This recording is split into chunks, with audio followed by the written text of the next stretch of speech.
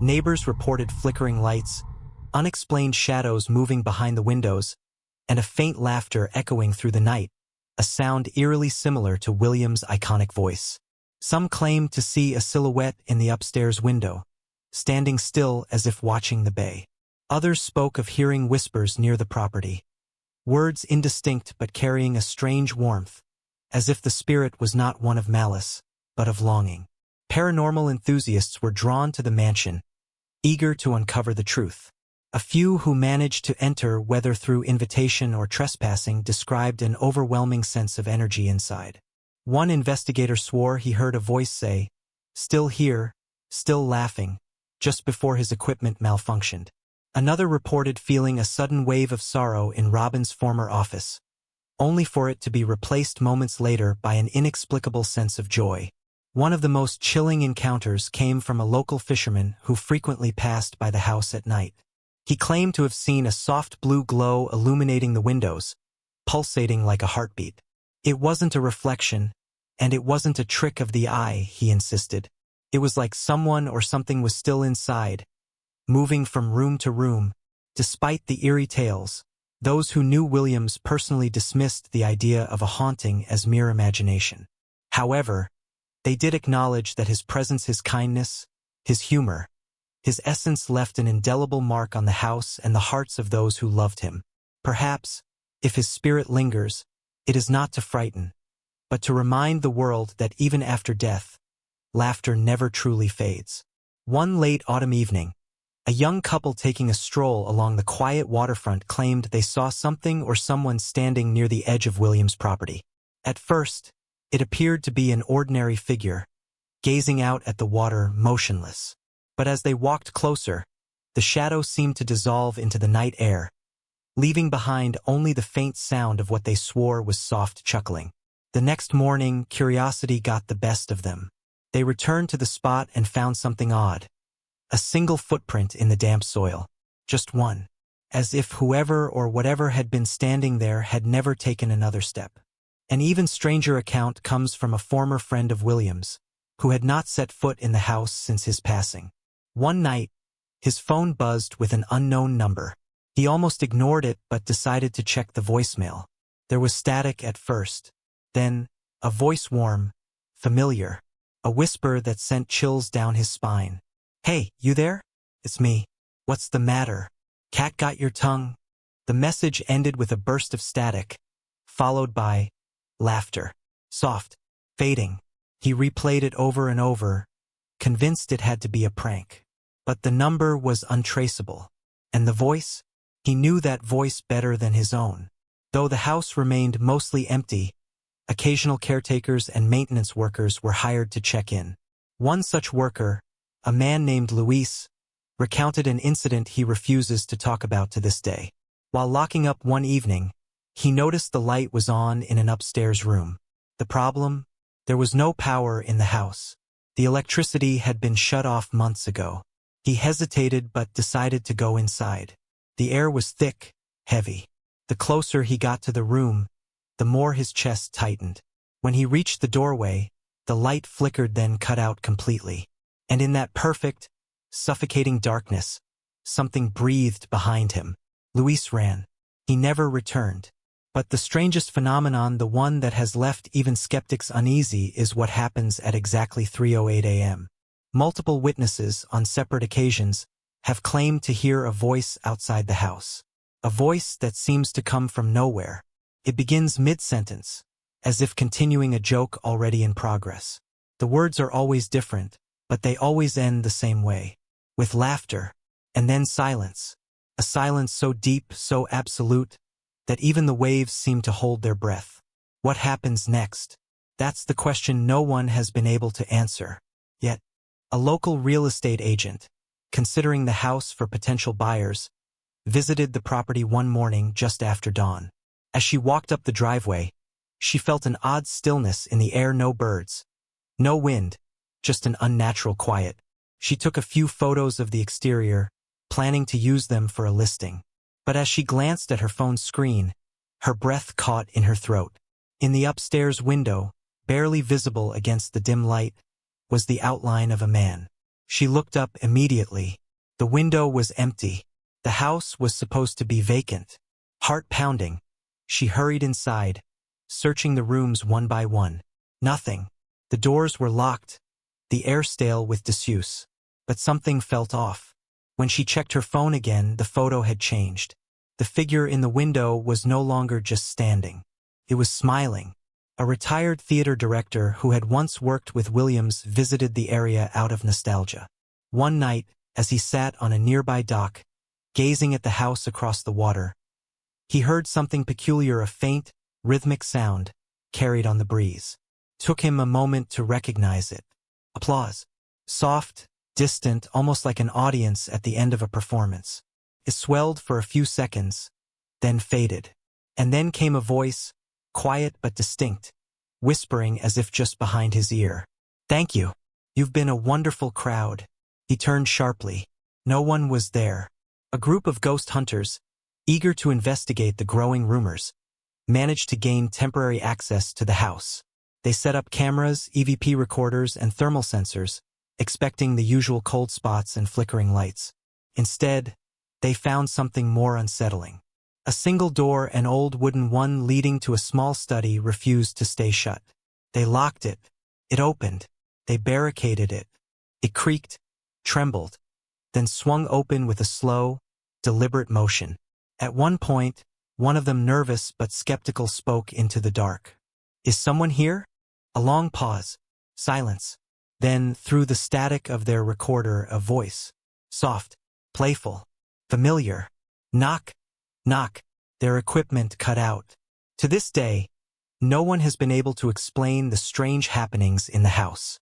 And those who dare to investigate always leave with the same feeling that something or someone is still there, watching, waiting, and perhaps, just perhaps, preparing for one last performance. One evening, a radio host in San Francisco received a call on his late-night paranormal show. The voice on the other end was distorted, distant, as if coming from an old, crackling signal. "You should check Paradise K," the caller murmured. "He's still there. But he's different now." The host leaned in. Asterisk. "Who's there? Who are you talking about?" Asterisk. A static-laced pause. Then a soft chuckle. "You already know." And the line went dead. Curious, the host traced the call. The signal had originated from an inactive landline, one that had belonged to Robin Williams' house. Months later, a documentary filmmaker researching Williams' life stumbled upon something unusual in an old archive. A tape labeled, "Unreleased Final Interview." No one remembered recording it. It wasn't listed in any archives. It shouldn't exist. When he played it, the first few minutes were normal Robin's voice, full of warmth, discussing his career. But then, something shifted. A long silence. Then, barely above a whisper. "Do you believe in ghosts?" The interviewer, confused, stammered something inaudible. Robin's voice was different now. Slower. More deliberate. Because sometimes the best ones never leave the stage. The tape cut out. When the filmmaker tried to replay it, the tape was blank. Perhaps the most unsettling story comes from a woman who had been friends with Williams years before his passing. She had moved away, distanced herself from Hollywood, and had not spoken of him in years. One night, she woke up suddenly, heart pounding, breath short. Her phone was ringing. An unknown number. Hesitant, she answered. Silence. Then, in the softest, most familiar voice, just 3 words. "Come back home." The line went dead.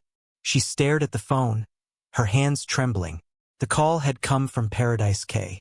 A final, eerie event remains unexplained. Late one evening, a passing boat crew reported seeing the house's interior suddenly come alive with light, every window glowing, as if a performance was underway. Then, just as suddenly, darkness. But before the lights went out, one of the crew swore they saw something. A lone figure standing at the front window, hands raised, as if taking a bow. Something lingers in the house at Paradise K. Something playful yet restless. A voice from the past that refuses to fade. And some say the final act is yet to come. Don't forget to subscribe and like if you liked this story. It was a warm, breezy afternoon when a local fisherman discovered something strange on the beach near Robin Williams' house. As he walked along the shore, a sudden chill swept over him, making him pause. There, etched into the sand, were words, scratched deeply as if written by a force far greater than a person alone could muster. "I'm not done yet." The fisherman stepped closer, his heart racing, certain he had not seen anyone near the shore. The words seemed to shimmer in the late afternoon light, as if they were still fresh, still waiting to be noticed. But what startled him the most wasn't the message itself, it was the fact that the tide was coming in quickly. And yet, the letters never began to fade. He ran to the nearest house to call for help, but by the time he returned with others, the sand was bare again, as though nothing had ever been written there at all. A local woman, an artist who had moved into a nearby cottage, often took walks near the house at dusk. One evening, she swore she heard something faint, drifting across the water, the distinct sound of a piano playing. It was slow, methodical, almost melancholic. She couldn't make out the song, but the melody was unmistakable. She knew it. It was a tune from Williams' 1997 film Good Will Hunting. Intrigued, she made her way closer, crossing over to the dock where she could better see the house. The music continued, but no one was around. She peered through a gap in the curtains. And then, a flash of movement caught her eye. A figure tall, thin, with a wild mop of hair sitting at an old grand piano. The keys moved without a hand touching them. The figure seemed to play without ever looking at the keys, their eyes fixed on something far beyond the walls of the house, lost in the music. She blinked, and the figure was gone. The room was dark, but the music, it still lingered in her ears. Not long after, an antique dealer made a curious purchase at a local estate sale. Among the items, he found an old portrait, an oil painting of a man, though his face was intentionally vague, clouded as if hidden by fog. The dealer thought little of it at first but hung the painting in his office. A week later, he noticed something peculiar. The painting had started to collect condensation. A slow, steady drip of moisture trickled down the frame. When he touched it, the painting felt unnaturally cold, chilled to the touch, like ice. Days later, the condensation grew more intense, and something new appeared. Faint tears seemed to run down the man's painted face, as if the figure in the portrait were crying. But who could be crying? There was no one there. Then, one night, while inspecting the painting closely, the dealer saw something that made his blood run cold. The face, once blurred, began to take shape. It was Robin Williams. The most recent and most bizarre event took place on the anniversary of Robin Williams' death. That night, a group of friends, longtime fans of his work, gathered near the water to honor him with a small memorial. They lit candles and set up a table with photographs of the actor, his films, and his most beloved moments. Around midnight, as the flickering candlelight danced across the images, they heard it, a burst of laughter. It echoed across the bay, rich, deep, and unmistakable. At first, they assumed it was a trick of the wind, or perhaps one of them laughing at a shared memory. But as the sound grew louder, they realized it was too sharp, too alive to be anything natural. And then, a voice rang out clearly, right in front of them, floating across the water. "Did you really think I was gone?" They turned, searching the shoreline, but there was no one, just the same empty house at Paradise Cay. The strange events show no sign of stopping. Whispers about the house are growing louder, and rumors abound that those who seek answers may not leave the house unchanged. Some are drawn by the mysteries, others by the fear of the unknown. But one thing is certain, Robin Williams' spirit is far from silent. One rainy evening, a man named Thomas, an old friend and former collaborator of Robin Williams, returned to the area after years of silence. He hadn't been back since Robin's passing, and his grief had kept him away from the memories. But something was different now. Something pulled him toward the house at Paradise Cay. Thomas had heard the rumors, of course. He'd seen the social media posts, the whispers in the press, but he dismissed them as superstition. He knew Robin better than anyone. If there were anything left of him, it would be laughter. Only laughter. But as he stood on the dock, overlooking the empty mansion, he began to feel a presence. It wasn't the familiar warmth of his friend's humor that he remembered so well. This was colder, more insistent. The hair on the back of his neck stood up. He turned to leave, but something stopped him, a soft voice. "Don't go in there." Thomas spun around, but there was no one in sight. The voice had come from within, faint but unmistakable. It was as if someone or something was warning him to stay away. He hesitated. Despite the fear rising within him, he crossed the threshold of the property. The air was thick, almost electric. He felt like he was being drawn inside against his will. In the study, under a dusty pile of old scripts and books, Thomas found something that made his heart race. A journal, worn and battered, its pages yellowed with age. It wasn't a diary. It was something more.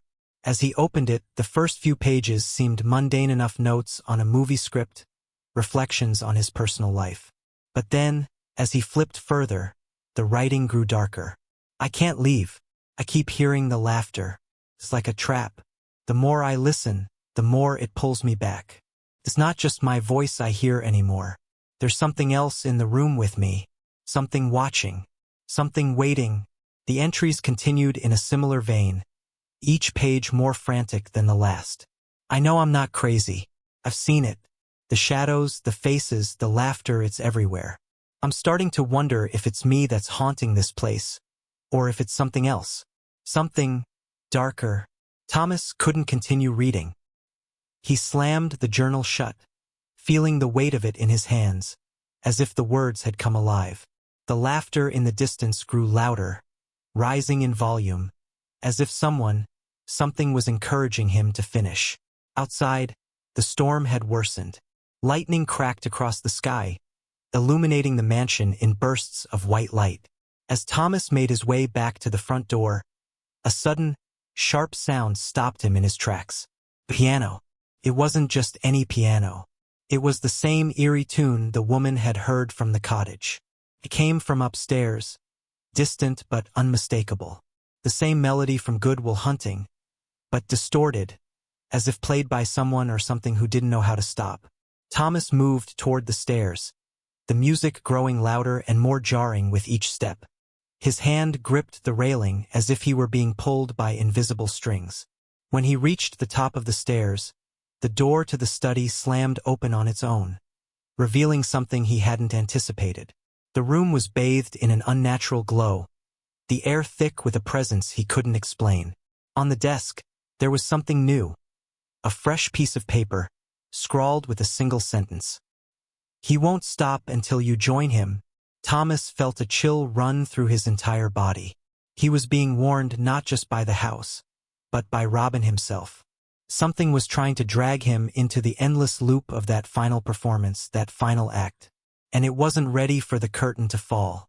But then, for a fleeting moment, something happened that made Thomas's blood run cold. As he stared at the paper, the glow flickered and faded, only to be replaced by a shadow standing in the doorway of the study. It was a silhouette, tall and familiar. He couldn't see the face, but the figure moved toward him, slow and deliberate, each step echoing in the hollow silence. "I told you," the figure whispered, and Thomas recognized the voice. It was Robin. But it wasn't the Robin he knew. This voice was distorted, aged, haunted. Before he could react, the figure was gone. The room fell silent. The glow had vanished. The piano music ceased. Thomas stumbled backward, his mind racing. What had he just seen? What was this presence that had taken Robin, and why was it still here? The storm outside raged on. But inside, everything was still. Too still. The house at Paradise Cay is no longer just a mansion. It is a stage. A place where the final act is far from over. And those who dare enter will find themselves caught in an endless loop of laughter, shadows, and whispers. As the storm subsided, Thomas stood frozen in the doorway of the study, the weight of the journal pressing heavily in his hands. He had felt it, the presence of Robin, but distorted, twisted by something darker, something that had followed him from beyond the grave. He turned, determined to leave, but as he crossed the threshold, a cold, familiar laugh echoed in the distance. It wasn't the joyous, carefree laugh of the man he had known. No, this laugh was laced with sadness, with regret, a haunting sound that seemed to reach into his very soul. When Thomas reached the front door, he stopped. The faintest whisper brushed his ear, "You can't leave." "Not yet." And as he turned back to the house, the lights flickered, and the piano began to play again. A single line of music, the same haunting tune, but this time, it was accompanied by something else, words. Soft, almost a murmur. "Thank you for being my audience." The door slammed shut behind him, and the house fell into an eerie silence. Thomas fled, leaving behind the unanswered question. Had Robin Williams truly found peace, or was he forever trapped in the echoes of his final performance? The mansion on Paradise Quay still stands, its windows dark. But on stormy nights, when the wind howls just right, the laughter can still be heard, lingering in the air, waiting for the next curious soul to listen. Don't forget to subscribe and like if you liked this story.